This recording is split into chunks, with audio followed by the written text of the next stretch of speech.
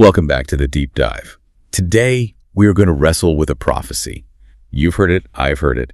It is like the official comfort blanket of the corporate world right now. Oh, I know this one. It goes something like, don't worry about AI. In the future, the robots will do the grunt work, and creativity will be the #1 human skill. It's a lovely thought, isn't it? It feels very safe. It tells us that our messy, chaotic human brains are still the most valuable thing, the ultimate reassurance. Exactly, it feels good. But today, we're going to stress test that idea. We've got a huge stack of documents here, reports from the World Economic Forum, the ILO, and some really dense academic papers. And the picture they paint is, well, it's not quite as simple as humans are creative, machines are boring. Far from it. Actually, it seems like if you stick to that simple story, that you're safe just because you're a creative type, you might be putting yourself at risk. The reality is so much more nuanced. Okay, so let's start with the basics. Does the prophecy even hold water? I mean, the World Economic Forum, when they look ahead to 2027, 2030, is creativity actually on the list? Oh, it's definitely on the list. It's top tier. But, and this is the key from all our sources, it's not sitting there alone. Right. It's bundled right alongside analytical thinking, AI literacy, and, technological literacy. So you can't just be the ideas guy anymore. The sort of mad genius who refuses to open a spreadsheet is out. Precisely. The days of the pure creative who is, detached from the tools, they're ending. The source material makes this really crucial distinction. It suggests that if we define creativity the way we usually do, just coming up with cool stuff, we're in trouble. Okay, let's unpack that definition. Okay. Because when I think creativity, I have this very romantic view. The writer staring out the window, the artist throwing paint. It's spontaneous. It's magic. And that's not how the researchers see it at all. In the academic world, there's a standard definition that's held up for decades. It's not magic. It's more of an equation. It needs two things, and you have to have both. Okay, hit me. What's the first one? Component 1 is novelty. Is the idea original? Is it new? Is it surprising? That's the spark we all focus on. Right. Something that hasn't been done before. But component 2 is effectiveness. Is it useful? Does it solve the problem? Does it fit the constraints? This is where people get tricked up. Mm-hmm. If you just have novelty without effectiveness, you don't have creativity. You just have randomness. You have noise. That's a great distinction. I mean, Yeah. I can come up with a novel idea to wear a shoe as a hat. It's new, sure. You're being original, absolutely. But it's not effective for keeping your head warm, and it's certainly not effective for, getting a promotion. It's just weird. It's not creative in an economic sense. Exactly. And this is where the AI comparison gets really interesting because the sources suggest AI is getting terrifyingly good at one half of this equation. The novelty half. Exactly. It's becoming a superpower for generating the raw material. But the effectiveness part, that is where the human role is being pushed. So the machine can generate 1,000 logo ideas. In a minute. But it doesn't know which one feels right for the brand's history. I want to dive right into that because that's the scary part for a lot of people. Yeah. We assume humans are the kings of brainstorming. There's a classic psych test for this, right? The divergent thinking test. Yes, the alternative uses task. It's a classic. A researcher gives you an object, say a brick, and asks, how many different uses can you think of for this brick? Doorstop, paperweight, Right? a weapon, building a tiny pizza oven. Right. And they measure you on fluency, how many ideas and originality, how unique they are. For decades, that was the gold standard for measuring creative potential. So how does our silicon friend, the large language model, score on the brick test? It crushes it. The recent studies in our material show that models like GPT-4 can outperform the average human on these tasks. They list more uses and often more original uses than a typical person. Okay, hold on. If creativity is just brainstorming and the machine can out-brainstorm me, aren't we already losing? That feels like game over. If creativity were only divergent thinking, yes, we would be obsolete. But here is the aha moment from the data. And this is the one thing I really want you to remember if you forget everything else. What is it? Divergent thinking, that ability to brainstorm 100 ideas, it only predicts about 3% of real-world creative achievement. Wait, 3%? That's a rounding error. I thought the person with the most ideas wins. It's tiny. The research calls it necessary but far from sufficient. Just because you can list 100 uses for a brick doesn't mean you can build a cathedral. So we've been overvaluing the idea generation part. Massively. The sources really emphasize this. While AI is great at generating ideas, what one researcher calls P-creativity, it struggles with the judgment of which ideas are actually worth pursuing. So the bottleneck isn't who can have an idea anymore. No. It's who can tell which idea is good. Exactly. We're moving from an era of idea scarcity to idea abundance. When ideas are scarce, the generator is king. When ideas are infinite and free, which they basically are now, the person who can filter, evaluate, and curate becomes the most valuable player. The source material calls this evaluative skill. I love that. From writer to editor, artist to art director. But this brings up a paradox I saw in the reading.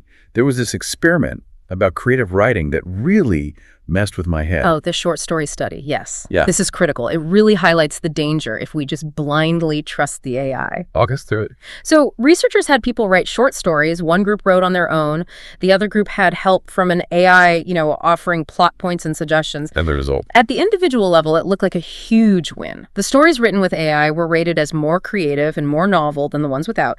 And the writers who weren't very good to begin with, they saw the biggest jump. So AI makes bad writers into good writers. Sounds great. Where's the catch? The catch appears when you zoom out. When they looked at all the stories produced with AI as a group, they found something startling. What? They were all more similar to each other. Oh, I see. So everyone got better, but everyone started sounding the same. Exactly. The researchers call this the risk of homogenization or convergence. The AI raises the average quality, but it lowers the variance. It cuts off the terrible stuff at the bottom, but it also kind of creates a ceiling on diversity. It's like auto-tune for ideas. That is the perfect analogy. Everyone hits the right notes. Nobody's off key. But you lose that raw, weird, distinct character that makes things interesting. You get a world of high-fidelity blandness. High-fidelity mediocrity. And for a business, that's a massive strategic risk. If your whole marketing department is using the same tool to brainstorm, you might get a short-term efficiency boost. But you risk all your products and all your copy drifting toward the same average. You start to look exactly like your competitors because you're all using the same brain. That's a chilling thought, isn't it? The source material says we have to actively fight this. Humans have to be the ones to decorrelate AI outputs. We have to inject the weirdness back in. Be the glitch in the matrix. Yes. So if I'm listening to this and thinking, okay, I don't want to be the auto-tuned writer. I want to be the creative leader. What's my new job description? If I'm not the generator, what am I? The cognitive science model they talk about is called Geniplore. Geniplore? Sounds like a sci-fi villain. Or an energy drink. It does, but it stands for generation plus exploration. It's a loop. You generate ideas, then you explore them. AI is taking over the heavy lifting of generation, so the human value shifts heavily to exploration. The sources break this down into 3 layers. Let's hit them. Layer 1. Problem finding and framing. This is the big one. AI is an answer engine. It is terrible at asking questions. The highest value creative act is figuring out what problem we should actually be solving. Right. The AI doesn't know our customers are secretly frustrated with the packaging. It only knows what data we feed it. It doesn't have that situational awareness. Exactly. Defining the question is a human monopoly. Layer 2 is constraint management. Tacit constraints. Yeah. That phrase kept popping up. Yes, real-world creativity happens in this messy web of constraints, office politics, emotional nuance, budget limits, physics. LLMs don't get that. They can hallucinate a solution that is logically sound, but socially suicidal. Hey, let's fire half the staff to save money. Logically sound, maybe. But culturally catastrophic. The AI doesn't have to live with the consequences. You do. And that leads to the 3rd layer, creative direction. The art director analogy again. Exactly. You are responsible for the output's quality, its ethics, its strategic fit. The OECD evidence we looked at shows that jobs with high AI exposure aren't just asking for creativity, they're asking for a hybrid skill bundle. Creativity mixed with management and social skills. So the lone genius is out. The socially savvy creative director is in. You're orchestrating. You're conducting the orchestra, not just playing one instrument. This sounds great, but it also sounds hard. Can we actually train this? Yeah. Or are you just born with this evaluative skill or not? How do I get my team to do this? The good news is, yes, it's trainable. There's a classic meta-analysis that shows creativity training is effective with an effect size of around 0.64. Is 0.64 good? For those of us who skipped stats class. In social science, that is huge. If a drug had that effect size, it'd be a blockbuster. It's a very, very significant positive effect.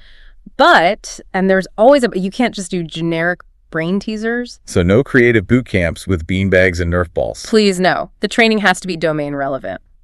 This is critical. To be creative in coding, you need to know code.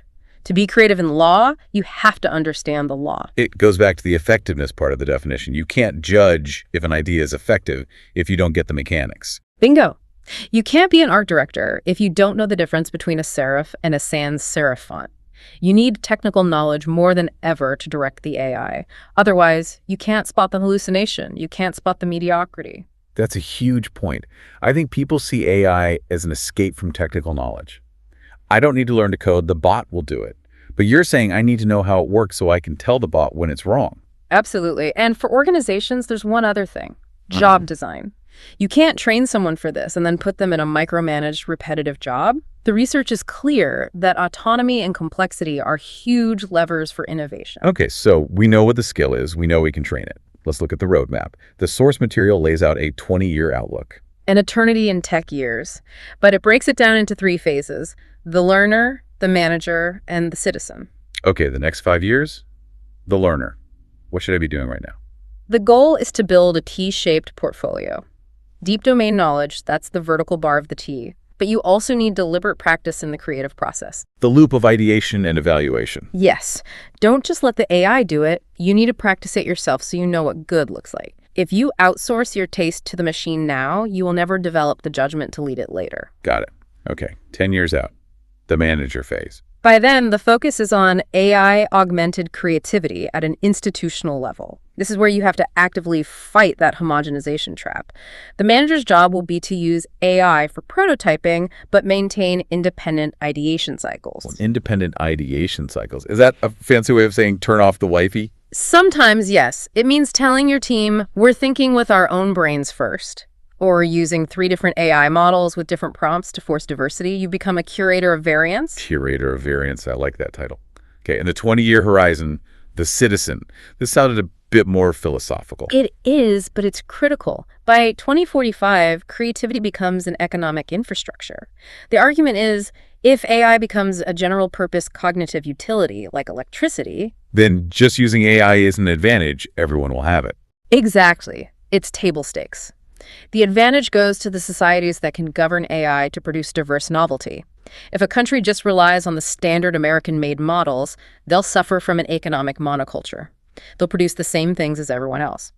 The winners will be the ones who maintain the human capacity to disrupt the pattern. That profound. It's like biodiversity. If you plant the same crop everywhere, one disease wipes it out. Yeah. If everyone thinks the same way, one blind spot crashes the whole system. That is the perfect connection. Diversity of thought is a survival mechanism. So we've covered a massive amount of ground. We've gone from AI is coming for your job to actually AI is just a really fast intern who needs a lot of supervision. A fast, eager intern who hallucinates occasionally and tends to sound like everyone else. Right. So to recap, AI wins on volume. It wins on the fluency of ideas.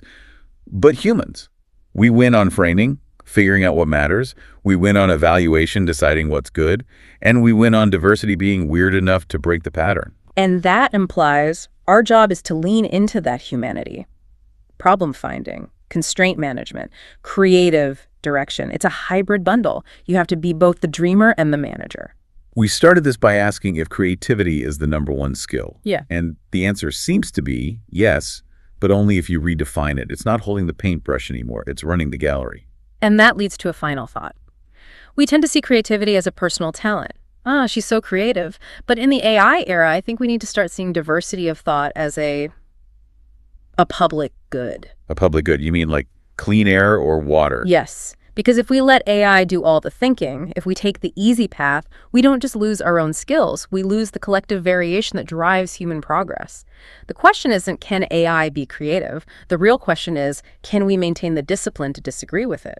Can we preserve the friction that leads to actual breakthroughs? Can we maintain the discipline to disagree with it? That really resonates. It's almost an act of rebellion to say, no, machine, I think I have a weirder idea. Precisely. Don't smooth out the rough edges. The rough edges are where the value is. That is a fantastic place to leave it. Yeah. Thank you for walking us through this. And to you listening, try it out. Use the AI, sure. But then do me a favor. Disagree with it. Add something that makes no sense to the algorithm but makes perfect sense to you. Go direct your own creative process. Thanks for listening to The Deep Dive.